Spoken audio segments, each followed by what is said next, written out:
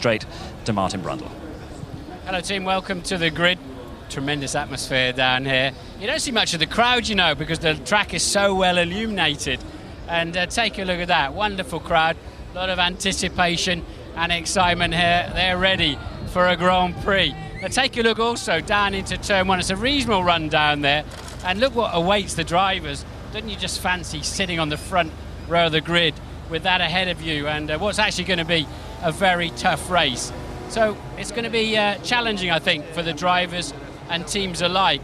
It's going to be a very, well, the humidity is high. Probably feels slightly cooler than other evenings, which might give them half a chance. And of course, we've seen how bumpy it is. So it's going to be a long race, 1 3/4 hours. And they're going to be using quite a lot of different strategies. Let's see if we can have a quick word with, you're still there, Andy. Felipe, 30 seconds. Yeah, top man.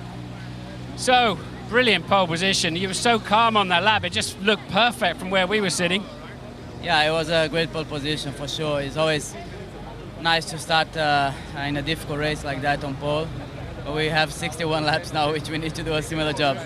Now, I noticed you've got a clear visor on your helmet. Some are using tinted. Is it a problem with the reflections and that, or? No, for sure the clean visor is better for the visibility, so you can see everything, and for the moment it was not a problem. Bumps and humidity, is everybody going to cope with that, or will it be a factor later in the Grand Prix? Yeah, it will be difficult for everybody, but you know, hopefully we finish in a good shape.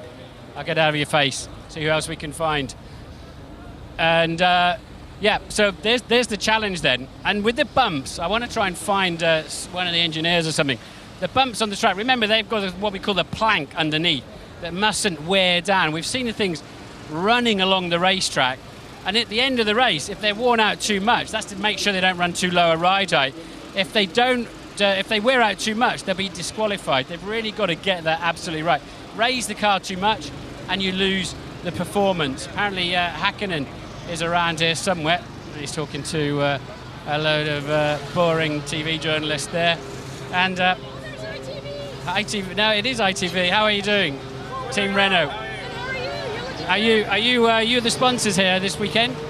We are. Well, we are always on track, but ING, of course, is very happy to be at the Singapore night race. How do you think our logo looks in the dark? I think your logo looks the same as it does in the daylight, to be honest. It looks fine, but I'm going to move on. Bernie, let's just put into this little arc.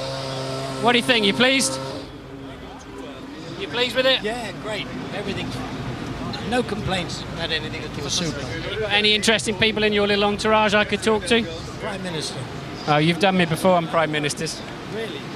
Prime Minister. Okay. That's okay. I'm going to get.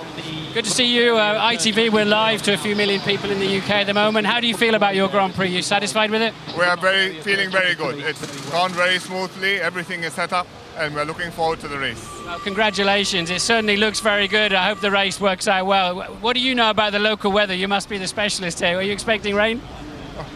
All our people put up chilies and onions to prevent the rain from coming down this evening. Okay, chilies and onions. That's obviously the hot thing to do. Bob McKenzie here from the Daily Depress. You're always in the back of my grid walks. Clear off. Right. Ross, any information? We're talking about the plank wear and all of that, the challenges of the race tonight. Do you think that could be an issue?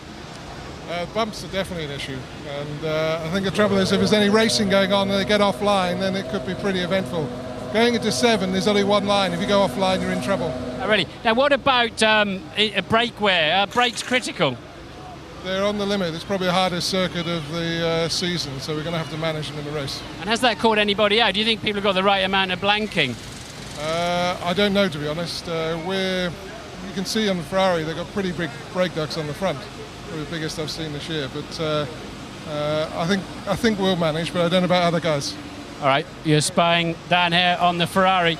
Now I just want to talk about those. You see what Ross was talking about, the big brake ducts here that channel air through a drum out through the wheel, and we'll keep an eye on what they're going to do. A quick word here with Tamara Ecclestone. Tamara, we talked to your dad. How do you feel? Are you going to take all this over when your dad decides to retire? I don't think so. I don't think I'm quite up to it. But for now, I'm just enjoying the fantastic atmosphere here in Singapore. It's incredible. Okay, good stuff, isn't it? I've got to throw back now, but nice to see you. Okay, back to you, Steve.